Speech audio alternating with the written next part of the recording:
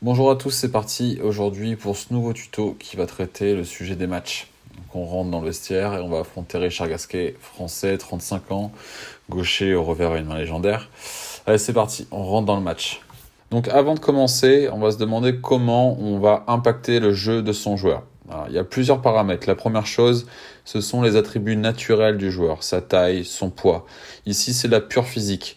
Être grand au tennis, c'est un avantage, et notamment au service et au filet, où là, on a plus d'envergure. Mais attention, quand on est petit, il y a plus de vélocité dans les déplacements, et ça permet aussi de jouer moins de coups dans des situations où la balle arrive en dessous de la hauteur du genou, ce qui est un avantage.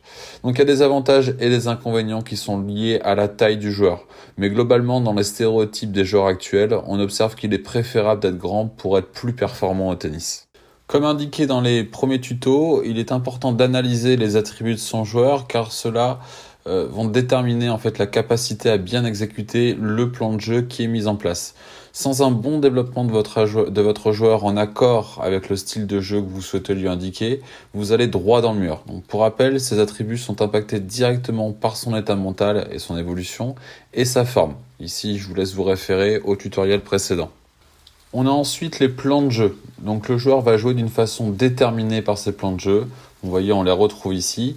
Le plan de jeu, en fait, c'est le style global que va avoir votre joueur sur le terrain et qui va déterminer les décisions qu'il va prendre en fonction de situations déterminées.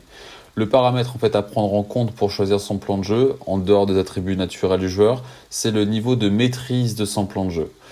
Quand c'est vert, ça veut dire qu'il bénéficie d'une grande maîtrise. Jaune, d'une maîtrise moyenne. Rouge, d'une absence de maîtrise. Donc la maîtrise du plan de jeu choisi va avoir un impact sur le niveau de l'état mental et de son niveau de confiance.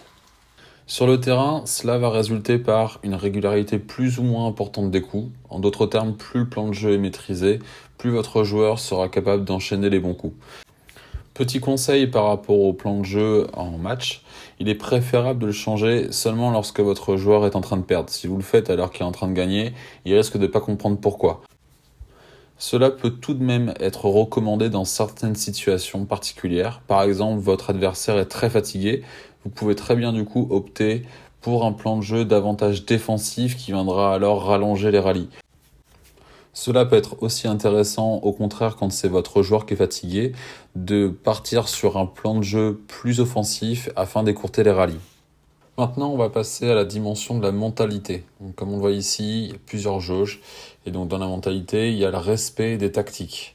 Plus on va vers un niveau important, plus le niveau de discipline va être important, évidemment. Et donc, plus votre joueur va exécuter le plan de jeu à la lettre. À l'inverse, le plus bas niveau de cette jauge va donner énormément de liberté à votre joueur qui pourra donc se montrer plus créatif. Petite astuce un peu cachée, c'est que cela impacte aussi les chances de voir votre joueur réaliser des amortis. Il y a ensuite l'équilibre défense-attaque. Cela va tout simplement déterminer à quel point votre joueur va avoir tendance à considérer une situation comme étant d'attaque, neutre ou défensive. Clairement, ça va jouer sur la prise de contrôle du jeu. Est-ce qu'on veut dominer le jeu ou est-ce qu'on veut le subir? Et sur aussi bien sûr la prise de risque. Si on met l'équilibre en full attaque par exemple, alors le joueur aura tendance à beaucoup plus tenter des coups, prendre des risques et quelquefois même dans des situations qui sont pas très confortables pour lui. Si au contraire la jauge est en full défense, alors votre joueur, même s'il a des opportunités d'attaquer, va privilégier un coup défensif.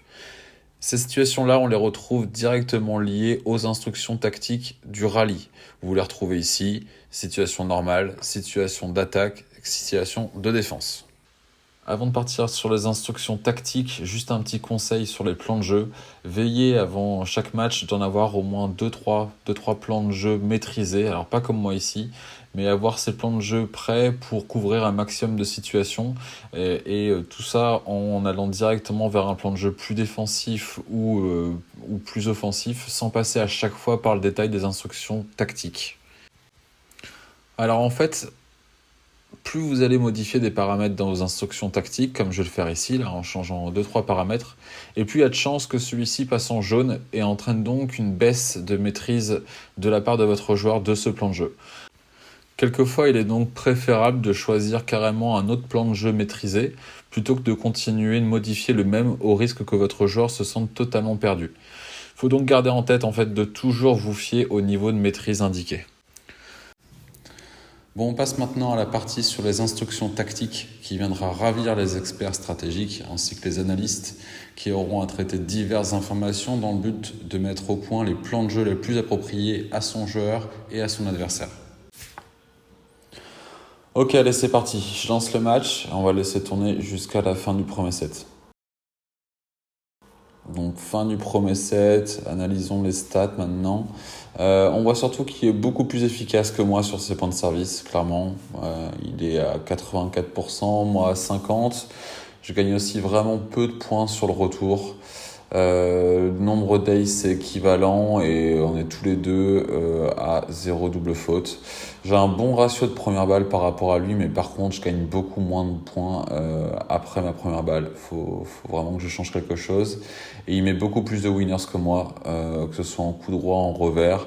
Et je fais beaucoup trop de fautes directes. Il faut vraiment que je change quelque chose. Donc passons maintenant aux analyses 3D. Alors clairement, lui, il fait peu de fautes au filet. Moi, je fais des fautes de fond de court, 3 dans le filet. J'ai une tendance à jouer des coups un peu trop courts. C'est bizarre, il faut que j'analyse ça plus finement. Ok, donc je fais beaucoup de fautes en coup droit, beaucoup moins en revers. Donc j'ai des choses à changer en coup droit. Allez, on va sur les instructions tactiques. Alors dans le rallye, en coup droit, j'ai tendance à jouer profond. Ma prise de risque est un peu trop importante, il faut que je la réduise. Ma puissance, je vais la laisser comme ça et je vais passer sur un jeu plus à plat. En indoor, ça fait sens. Je vais garder la profondeur tout en réduisant un peu le risque.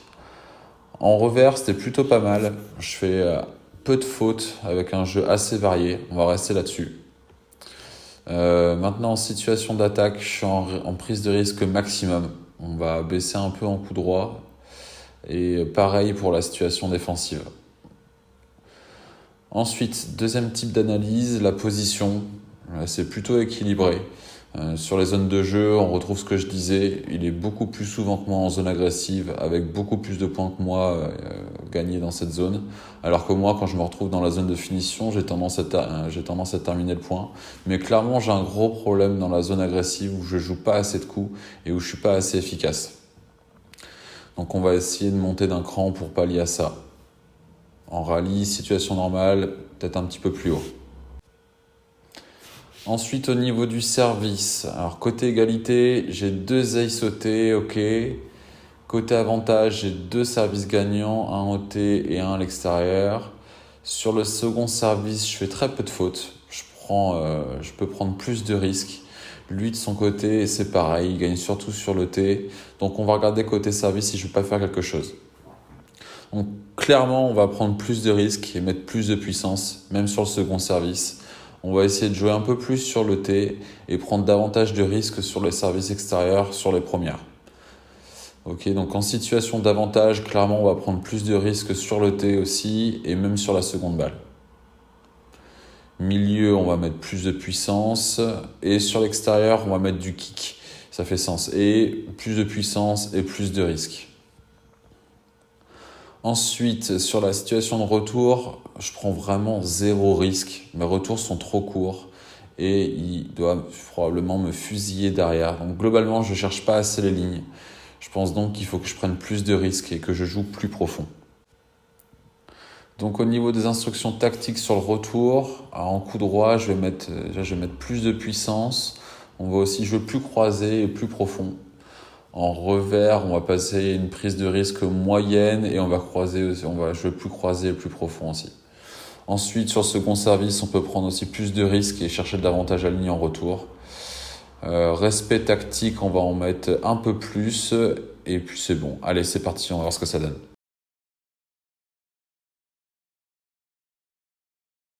Ok, fin du deuxième set. Ça a été compliqué, mais j'ai quand même réussi à renverser la situation. Donc je gagne le deuxième set. Ok, on va aller regarder ce que ça donne au niveau des stats. Donc sur le service, j'ai fait, je pense, la différence. Côté avantage, il faudra peut-être que je change les effets. Mais côté égalité, vraiment, ça fonctionne très bien. Sur les retours, c'est mieux, plus profond. Ma zone de jeu, clairement, je suis beaucoup plus haut sur le terrain. Ça me réussit, j'ai plus de balles vertes. On voit en zone agressive et finish. Donc je pense que ça a été une bonne option. Je l'ai fait reculer en jouant plus profond, même s'il a un jeu solide de fond de cours. On voit, il a peu de balles rouges de son côté par rapport à moi. Donc je prends peut-être un peu trop de risques en zone neutre et défensive. On va regarder ça. Là, on voit que je fais beaucoup moins de fautes en revers. Ouais, c'est davantage en coup droit que je fais des erreurs.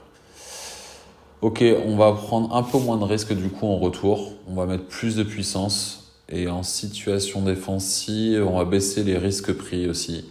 Et c'est parti, on lance le troisième set. Alors comme on peut le voir là, je peux jouer sur les intensités. Je voulais faire un petit point là-dessus. Donc il est possible de modifier le niveau d'intensité de mon joueur sur 3 différents aspects du jeu, le service, le retour et le point clé. Donc faut noter que ce paramètre il a dosé avec précaution puisque il n'est pas sans conséquence sur l'état de fatigue de notre joueur et sur son mental. Il faut savoir que les niveaux d'intensité en fait impactent les événements du match. C'est-à-dire que la perte d'un tie-break ou le fait de faire une double alors que votre joueur il est au taquet, il est en train de tout donner sur le court, bah, ça va avoir un impact plus important sur son mental. Au contraire, si le niveau d'intensité est bas, les événements négatifs auront moins de répercussions. Bon, ouais, c'est dommage, on a perdu de peu, comme quoi ça réussit pas toujours à tous les coups. Mais on voit que même si c'était mal embarqué dans le premier, je perds quand même 6-2, j'ai réussi à revenir dans le match et on n'a pas été loin de la victoire. Donc voilà, c'est la fin de ce tuto. J'espère en tout cas que cette courte approche des instructions tactiques en match vous aura aidé. N'hésitez pas à nous rejoindre encore une fois sur notre serveur Discord si vous avez des questions. Et moi je vous dis à la prochaine.